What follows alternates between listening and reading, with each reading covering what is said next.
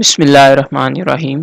अस्सलाम वालेकुम। क्या हाल है आप सबका? ठीक ठाक है। अच्छा जी, डिजिटल मीडिया मार्केटिंग का जो हमारा आज का टॉपिक है वो बेसिकली लास्ट वाले लेक्चर की ही कंटिन्यूएशन है।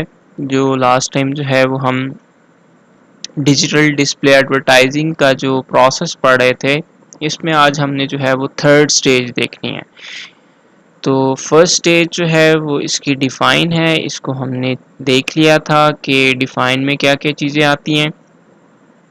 फिर हमने मूव ऑन किया था सेकंड फेज़ की तरफ या सेकंड स्टेज की तरफ, जिसमें हमने इसका फॉर्मेट देखा था। आज जो है वो हमने मूव ऑन करना है अपने थर्ड स्टेज की तरफ, विच इज़ कॉन्फ़िगर। तो कॉन्फ़िगर स्टेप जो है वो आज हमने देखना है कि इसमें हमने देखना है कि कैसे जो है आपके एड्स किस तरह से जो है हमने उनको टारगेट करना है, उनका ट्रैक कैसे फाइंड आउट करना है, कि ट्रैकिंग करनी है कि जो है आरओआई उस पर कैसे आ रही है, रिटर्न ऑन इन्वेस्टमेंट जो है उस पर क्या आ रही है। तो ये सारी जो है वो हमने ट्रैकिंग इसमें करनी है और गो लाइव कि आपके ऐड जो है वो रन हो रहे हैं या नहीं हो रहे, ये सारी चीज़ें जो है वो हम इस स्टेप में देखेंगे। In this section, you will learn how to capitalize on each stage of your integrated marketing campaign so you can link online and offline activities with a consistent, effective message that engages customers. तो इस जो step है या ये जो stage है, इसमें हम किन चीज़ों को जो है वो देखेंगे या कौन से चीज़ों पे जो है वो हमारा फोकस होगा।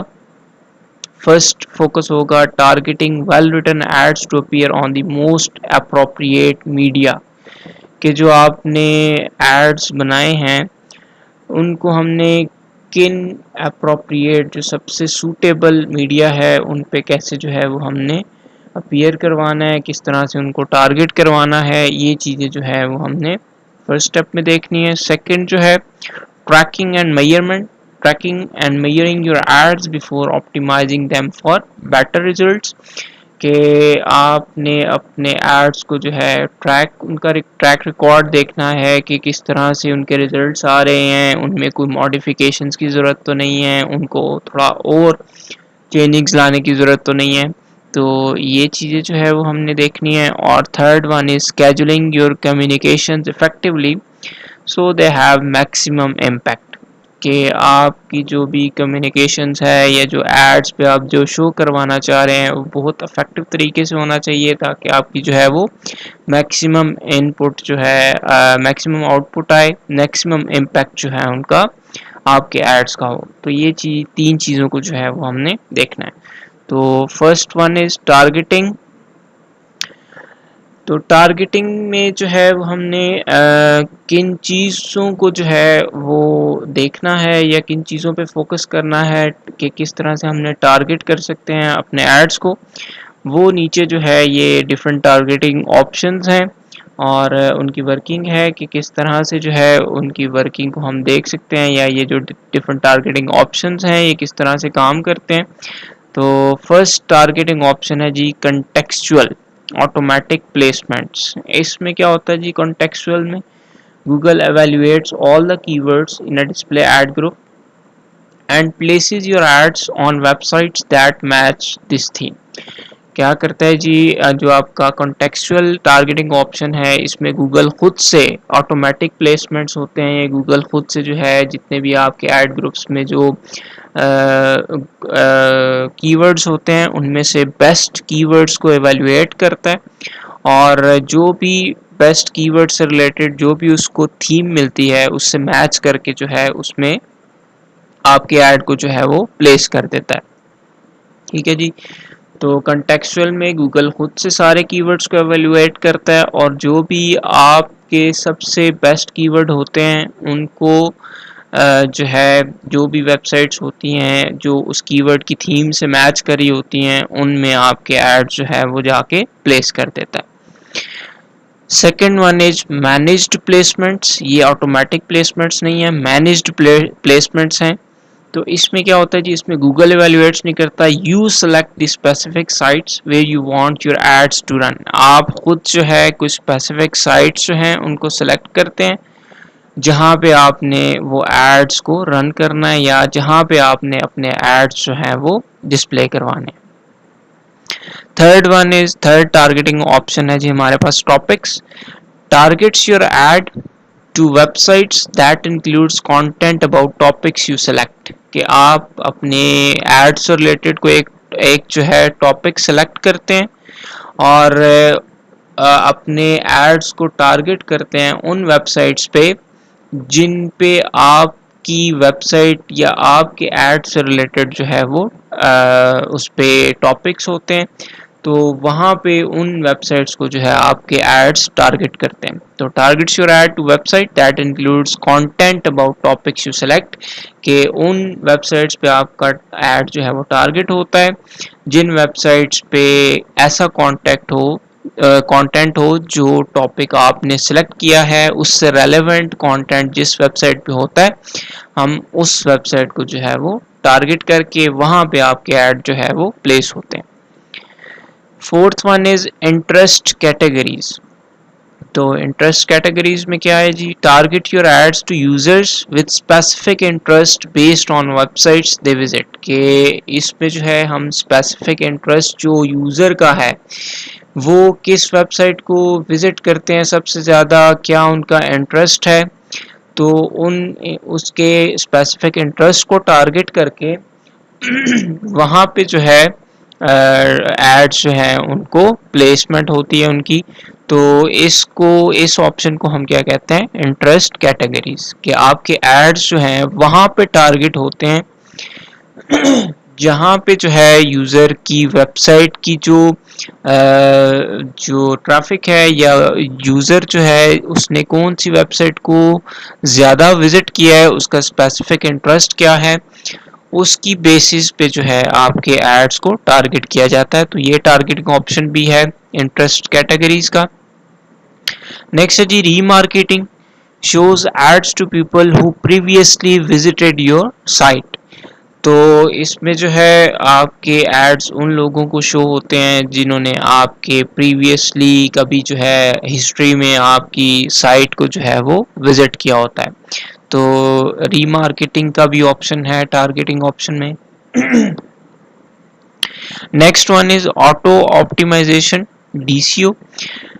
Google automatically optimize both targeting and bidding to find additional conversions, also known as display campaign optimizer। इसमें क्या करता है जी, गूगल जो है ऑटोमेटिकली ऑप्टिमाइज करता है जो आपकी टारगेटिंग होता है और जो आपने बिडिंग लगाई होती है उससे आपकी जो है कुछ एडिशनल कन्वर्जन्स जो है उनको एवेल्युएट करके उनको फाइंड करके जो है वो आपके एड्स को डिस्प्ले करता है। और इसको जो है वो हम DCO भी कहते हैं, डिस्प्ले कैंपेन ऑप्टिमाइजर, क्योंकि इसमें गूगल खुद से जो है आपके टारगेटिंग और बिडिंग को जो है ऑप्टिमाइज करके कुछ एडिशनल रिजल्ट्स या एडिशनल कन्वर्जन्स करता है। तो इसलिए हम इसको क्या कहते हैं, डिस्प्ले कैंपेन ऑप्टिमाइजर कहते हैं। Next ji inferred demographics targets your ads to user based on gender and age। इसमें जो है जेंडर और एज का फैक्टर आ जाता है कि कौन सी जेंडर के लोग, अब जो है कोई अगर कॉस्मेटिक से रिलेटेड जो एड होगा वो तो उसमें तो जेंडर जो है सिर्फ फीमेल टारगेट्स होंगी, और एज जो है कोई आपका ऐसा कंटेंट है जो बच्चे नहीं जो है जो सिर्फ अडल्ट्स के लिए है तो उसमें जो है एज भी टारगेट होगी। तो इस तरह के भी जो है वो डेमोग्राफिक्स भी आ जाते हैं जिसमें आप अपने एड्स को टारगेट करते हैं उसके जेंडर पे और एज पे। तो ये भी एक ऑप्शन है टारगेटिंग ऑप्शन में विच इज इन्फर्ड डेमोग्राफिक्स। तो ये जी डिफरेंट टारगेटिंग ऑप्शंस हैं जो हम टारगेट कर सकते हैं, जिनके थ्रू हम अपने एड्स को जो है वो टारगेट कर सकते हैं डिफरेंट वेबसाइट्स पे।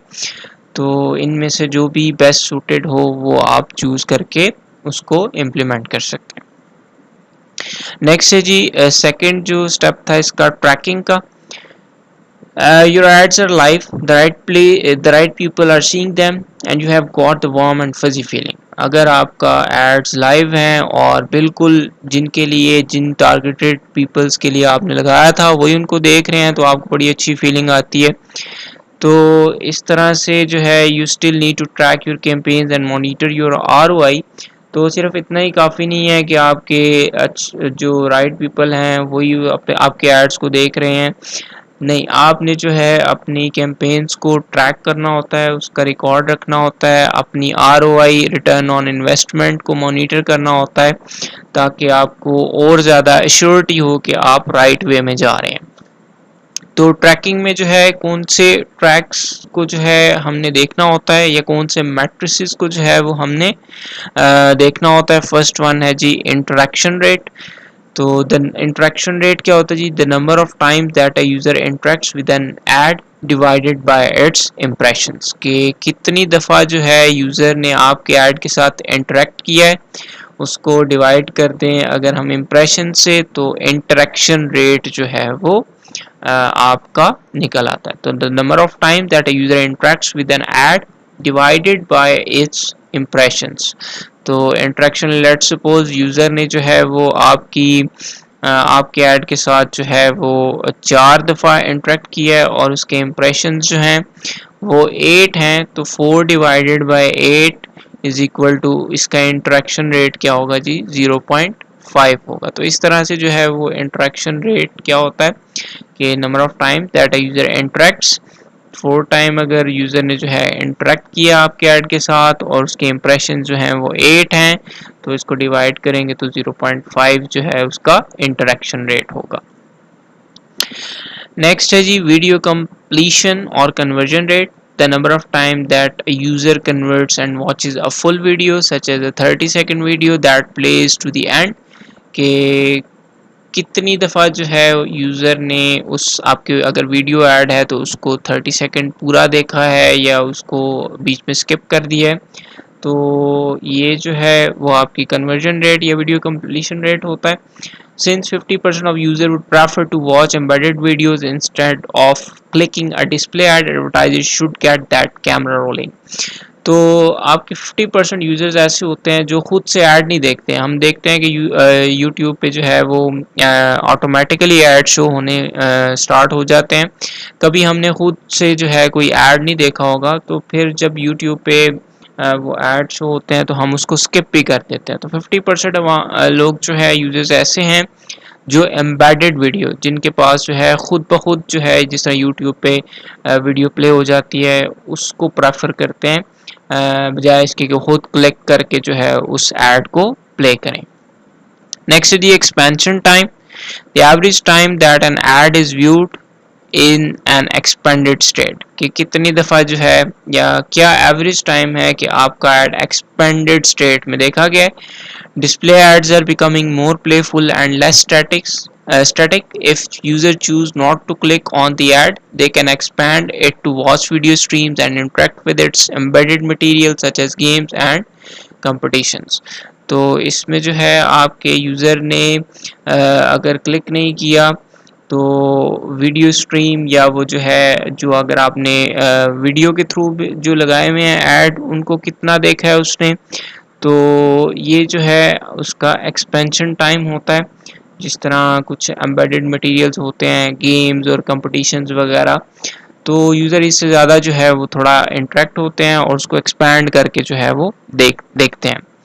तो एक्सपेंशन टाइम भी जो है वो हम इसमें जो है उसको भी ट्रैक करते हैं। Next the average display time.